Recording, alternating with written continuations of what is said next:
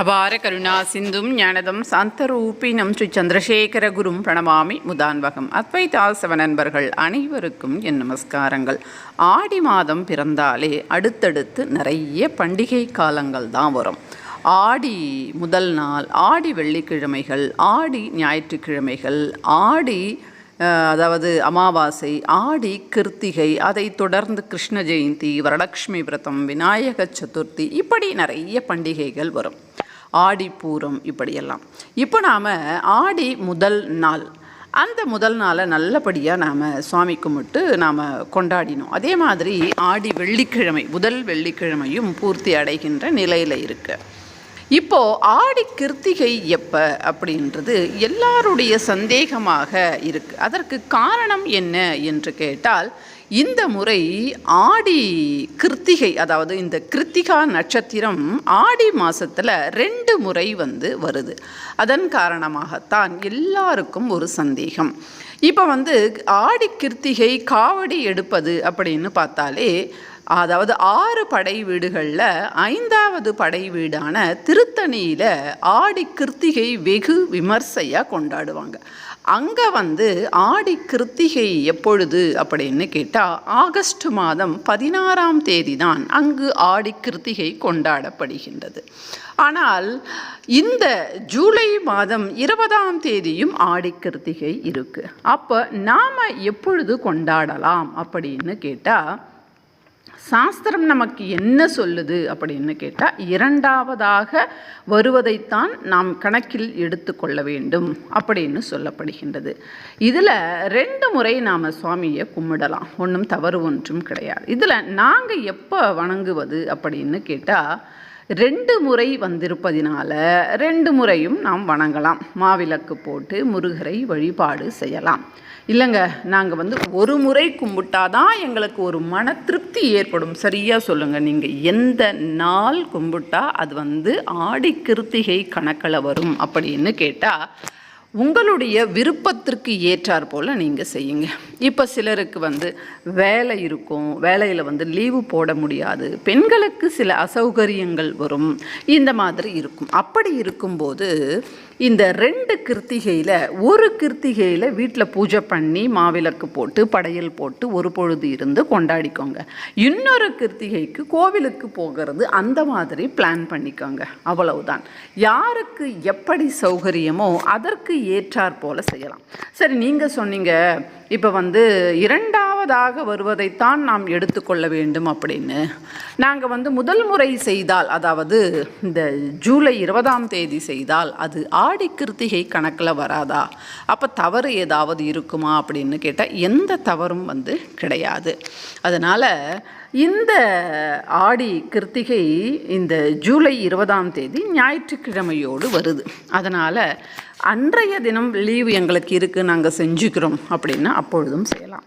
ஆனால் நாங்கள் ஆடி கிருத்திகை அதனுடைய அந்த தாத்பரியம் போகாமல் செய்யணும்னா எப்போ செய்யறது அப்படின்னு கேட்டால், ஆகஸ்ட் 16ஆம் தேதி தான் ஆடி கிருத்திகையாக கொண்டாடப்படுகின்றது. அதனால் அந்த நாளில் நீங்கள் கொண்டாடிக்கங்க. அதாவது சாஸ்திர பிரகாரம், சம்பிரதாய பிரகாரம் நாங்கள் செய்வோம் அப்படின்னு சொல்லுகின்றவர்கள், அதாவது மனநிலை எங்களுக்கு இப்படி செய்தால்தான் சரி அப்படின்னு சொன்னாதான் நாங்கள் அதில் செய்வோம் அப்படின்னா ஆகஸ்ட் 16 செஞ்சுக்கோங்க. அல்லது எங்களுடைய சௌகரியத்திற்கு ஏற்றார் போல இந்த வருடம் 2 முறை வந்திருப்பதினால நாங்கள் எங்களுக்கு லீவாக இருக்குது, அதனால் முதல் கிருத்திகையை நாங்கள் ஆடி கிருத்திகையாக கொண்டாடலாமா அப்படின்னா கொண்டாடலாம். இன்னும் சிலர் இந்த 2 முறையும் நாங்கள் கும்பிட்டுக்கிறோங்க, முருகர் நல்ல வாய்ப்பு கொடுத்துருக்கிறார், அதனால் 2ஐயும் நாங்கள் ஆடி கிருத்திகையாக நாங்கள் பண்ணிக்கிறோம் அப்படின்னா 2ஐயும் பண்ணிக்கலாம். அப்போ நமக்கு ஒரு தெளிவு விட்டது இல்லையா? நம்முடைய விருப்பம் போல, நம்முடைய மனம் எதை சொல்லுகின்றதோ அதை போல நாம் 2 கிருத்திகை வருது, எதை வேண்டுமானாலும் நாம் பண்ணிக்கலாம். இப்போது இந்த ஆகஸ்ட் 16ஆம் தேதி ஒரு ஆடி கிருத்திகை வருது, அந்த பதிவில் பார்க்கலாம். இப்போது இந்த ஆடி மாதத்தில் இந்த ஞாயிற்றுக்கிழமை ஜூலை 20ஆம் தேதி ஒரு ஆடி கிருத்திகை வருது. அப்போ என்ன பண்ணலாம் அப்படின்றத பார்க்கலாம்.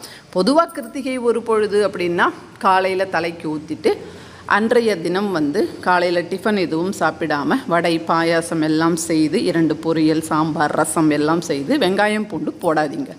செஞ்சுட்டு முருகருக்கு மஞ்சள் குங்குமம் பூக்களால் அலங்காரம் பண்ணி மாவிளக்கு போட்டு சமையலெல்லாம் அவருக்கு படைச்சிட்டு அதற்கு பிறகு சாப்பிடுங்க. இந்த மாதிரி நாம் ஒரு பொழுது இருந்தால் இது ஆடி கிருத்திகை. மற்றபடி நம்ம ஒரு பொழுது இருப்பது வெறும் கிருத்திகையில் கூட நாம் ஒரு பொழுது இருப்போம். இந்த மாவிளக்கு போடுவது வடை பாயாசம் செய்வது இதெல்லாம் ஆடி கிருத்திகை, கார்த்திகை கிருத்திகை, தை கிருத்திகைக்கு செய்வோம். அதனால் அந்த மாதிரி செஞ்சுக்காங்க. இப்படி நாம் வழிபாடு செய்வதனால் நமக்கு என்னென்ன நன்மைகள் கிடைக்கும் அப்படின்னு கேட்டால், முருகப்பெருமானை நாம் வழிபாடு செய்யும்போது அவருடைய அனுக்கிரகம் கிடைக்கும். நாக தோஷங்கள் நமக்கு நிவர்த்தியாகும். கண் சம்பந்தப்பட்ட, காது சம்பந்தப்பட்ட, மூக்கு சம்பந்தப்பட்ட பிரச்சனை நீங்கும். முக்கியமாக பார்த்திங்கன்னா இன்றைய காலகட்டத்தில் நிறைய பேருக்கு தோல் சம்பந்தப்பட்ட பிரச்சனை அதிகமாக இருக்குது, அதுவும் நிவர்த்தியாகும். திருமண தடை நிறைய பேருக்கு இருக்குது, அதுவும் நிவர்த்தியாகும். குழந்தை பேறு பிறப்பதில் நிறைய பிரச்சனைகள் ஏற்படுது. நாம் அதாவது சாப்பிடுகின்ற அந்த உணவு முறை மற்றும் நம்முடைய லைஃப் ஸ்டைல் எல்லாமே மாறிப்போன காரணத்தினால நம்முடைய உடல் சரிவர இல்லை. அதனால் குழந்தை பிறப்பது அப்படின்றது சரிவர இல்லை. அதனால் முருகரை வழிபாடு செய்தால் குழந்தை பிறப்பு அப்படின்றது நல்லபடியாக இருக்கும். எங்களுக்கு குழந்தைகள் இருக்கிறாங்க அப்படின்னா அவர்கள் ஆரோக்கியமாக இருப்பார்கள். பார்த்திங்களா, எத்தனை பிரச்சனைகள் முருகப்பெருமானை நாம் வணங்குவதனால நமக்கு ஏற்படுது பாருங்கள். செவ்வாய் தோஷம் இருக்கக்கூடியவர்கள் முருகப்பெருமானை மனமுருகி வழிபாடு செய்தால் அந்த தோஷமாகப்பட்டது அப்படியே தான் இருக்கும். ஒரு முறை ஜாதகத்தில் வந்தால் அப்படி தான் இருக்கும். ஆனால் அதனுடைய அந்த தீவிரம் அப்படின்றது குறையும்.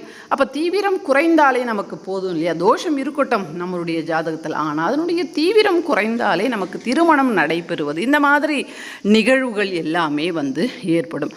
அதனால் நீங்கள் இந்த ஜூலை 20ஆம் தேதி வரப்போகின்ற முதல் ஆடி கிருத்திகை, இப்பொழுது நாம் அப்படி தான் சொல்லலாம், முதல் ஆடி கிருத்திகை, 2வது ஆடி கிருத்திகை அப்படின்னு எடுத்துக்கலாம். இந்த முதல் ஆடி கிருத்திகையில் நீங்கள் இந்த விதத்தில் வழிபாடு செய்யுங்க. கோவிலுக்கு மாலை நேரமோ காலை நேரமோ சென்று அங்கு மாவிளக்குன்னு சொல்கிறீங்களே, எப்படி போடணும் அப்படின்ற ஒரு முறை சொல்லுங்களேன் அப்படின்னா, இது அவரவர் குடும்ப வழக்கம். யூடியூப்பில் அமர்ந்துட்டு நாம் இப்படி பண்ணுங்கன்னு சொல்ல முடியாது. அதனால் உங்களுடைய முன்னோர்கள், மாமியார், மாமனார் அல்லது நாத்தனாரை நான் எங்கே கேட்கணும் அப்படின்னா, நீங்கள் வாழ்க்கப்பட்ட வந்த வீட்டில் இருக்கக்கூடிய அந்த பெண்கள் அவர்களுக்குத்தானே அந்த முறை தெரியும். அதனால் அவர்கள்கிட்ட நீங்கள் கேட்பது சிறந்தது. அப்படி இல்லைங்க அப்படின்னா பச்சரிசியில் வெல்லத்தை கலந்து அதாவது கோபுரம் மாதிரி வச்சு அதில் நெய் விட்டு தீபம் ஏற்றினால் அதுதான் மாவிளக்கு. இப்படி மாவிளக்கு ஏற்றுவது ரொம்ப சிறந்தது. இந்த ஆடி கிருத்திகையில் கோவிலில் 6 தீபங்கள் ஏற்றுங்க. அப்படி ஏற்றும் போது அரிசி மாவில் கொஞ்சம் வெல்லத்தை போட்டு தண்ணீர் விட்டு பிசைஞ்சு 6 தீபங்களாக ஏற்றுங்க. இதன் மூலமாக குடும்பத்தில் நிம்மதி, அதாவது குடும்பத்தில் ஒரு இணக்கம் ஏற்படும். ஒருவரை ஒருவர் மதித்தல், சந்தோஷம், நிம்மதி இதெல்லாமே ஒரு இணக்கத்தின் கீழே வரும். இந்த குடும்பம் எப்பொழுதும் சந்தோஷமாக இருக்கும். அதனால் இந்த 6 தீபத்தை இந்த முறையில் நீங்கள் ஏற்றுங்க. பொதுவாக பார்த்திங்கன்னா அரிசி மாவில் தண்ணீர் விட்டு ஏற்றுவோம். ஆனால் ஆடி கிருத்திகையில் வெல்லம் போட்டு கலந்து நீங்கள் ஏற்றும் போது குடும்ப சௌக்கியம் என்பது ஏற்படும். இந்த வீடியோ பிடிச்சிருக்கோன்னு நம்புகிறேன். பிடிச்சிருந்தால் லைக் பண்ணி, ஷேர் பண்ணி, சப்ஸ்கிரைப் பண்ணுங்கள். மற்றும் ஒரு பதிவில் மறுபடியும் நான் உங்களை சந்திக்கிறேன். அதுவரை நன்றி, வணக்கம், மகாபெரியவா சரணம்.